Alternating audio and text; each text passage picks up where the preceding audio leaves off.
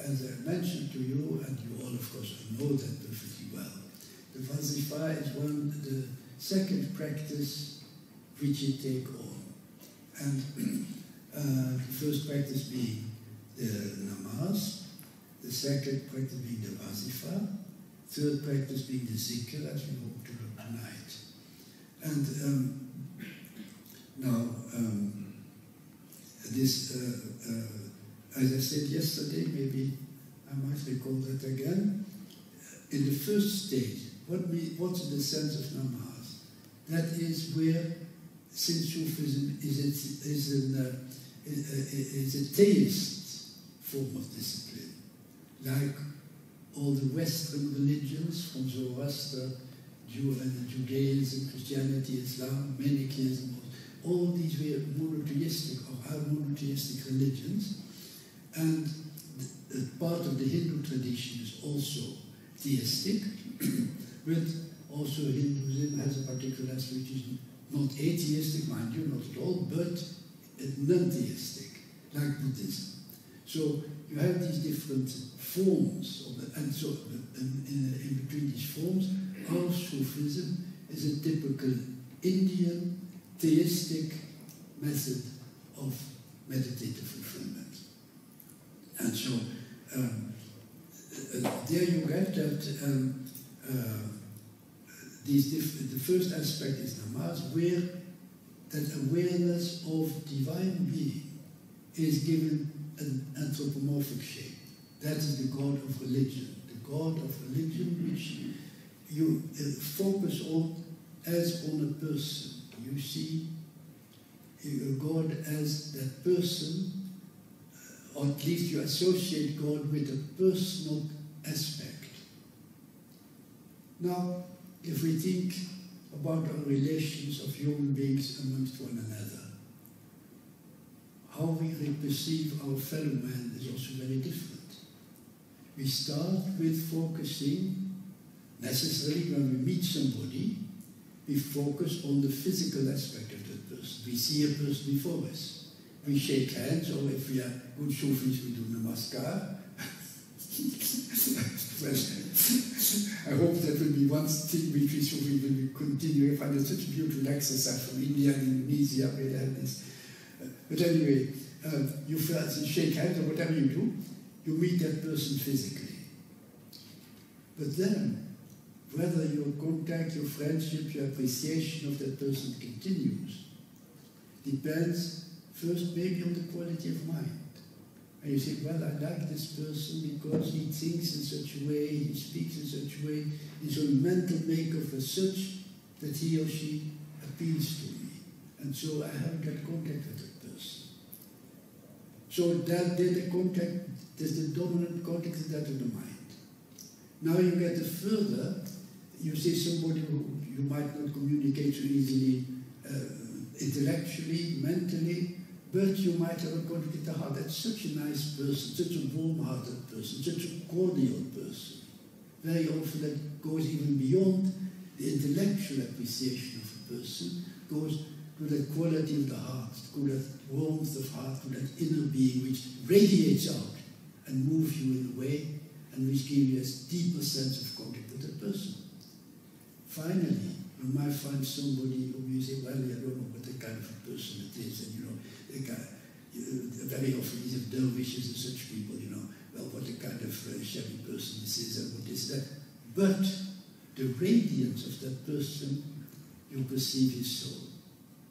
That again is the first. So again, in your appreciation of another human being, that will be passed through these four forms of appreciation.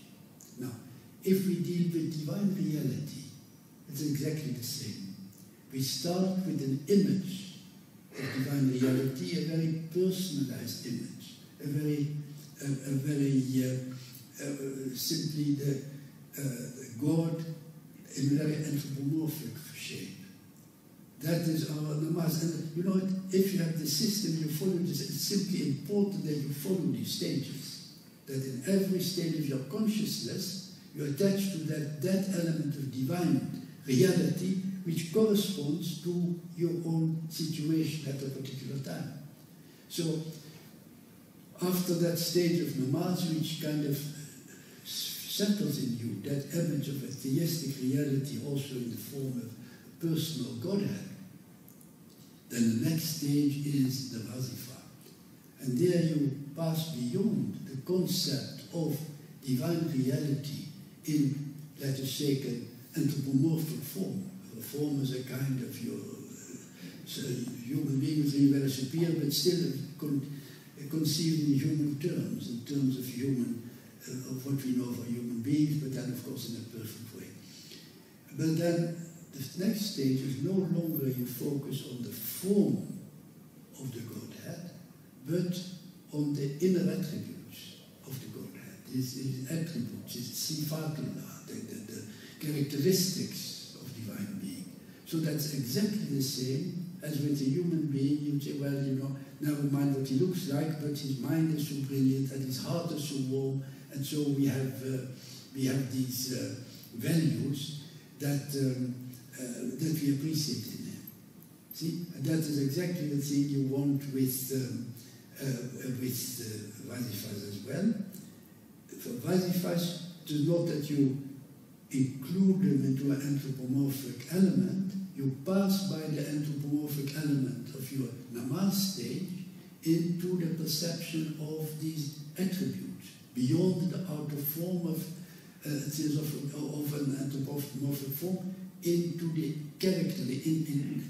Again, these attributes which we recite are still derived from our human awareness, as God in the form of a great personality is derived from the form of our awareness of our physical being. And so the vazifas are still human awareness of our human characteristic, but seen against the background of a divine reality, which informs it, which gives it life, which is the real reality of that which we repeat. In a way, you could regard these sifatillah, these vazifas, as, let us say, a kind of radio or a kind of television. You establish that into yourself in order that you gather from that unseen reality which is somewhere, you know, radio waves, the television pictures, whatever. But you get them in that apparatus you've got in your own room. So the same way you have in your own mind, you have a certain facility, you have a certain picture. It is a picture which you evoke yourself, but through it you seek to achieve that unseen reality in that particular shape, which is that which you can comprehend, which you can understand, because these are attributes which have a certain familiarity for you. Then, of course, to anticipate in the evening, but you all know that, of course, this third stage is that of the zikr, and there you are no longer a question of attributes to which you seek to focus upon the unseen reality. You should focus on that unseen reality itself, upon the dhati ilahi. After the sifat ilahi, that means the attributes, the divine attributes, you focus on the divine essence. That's the idea of zikr. And then the fourth stage, which we get tonight, after having observed that zikr practice, you get the fourth of the four which I mentioned to you before, which is repeating in a particular way. Maybe we can practice that with zikr a little later, if we have time. You place into the breath, because doing an exercise, the exercise we do is like, well, in an old-fashioned expression, winding the clock. It is an expression which in Buddhist Islam is so perfectly valid.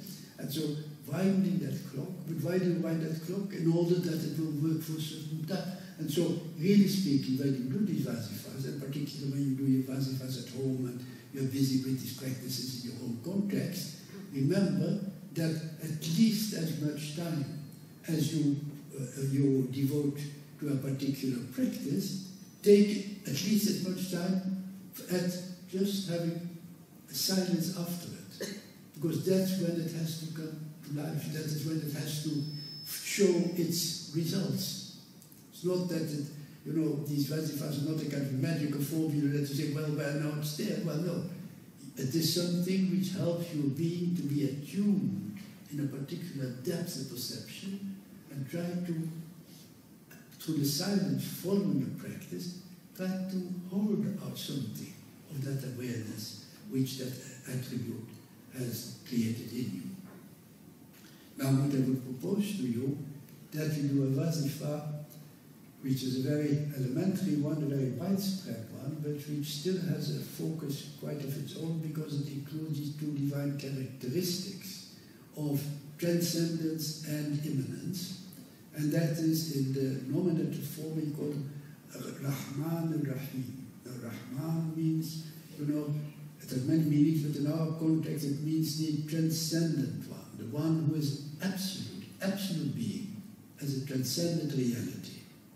And then Rahim is precisely that inner reality, the immanence of God. So in this one vazifa, Ya Rahman Rahim, Ya is of course the vocative form, that Ya Rahman Rahim, that means you, in one meditative phrase, you include both the transcendent and the immanent aspects of mystical awareness of the search of divine reality. So, shall we try that? Shall we try put it together?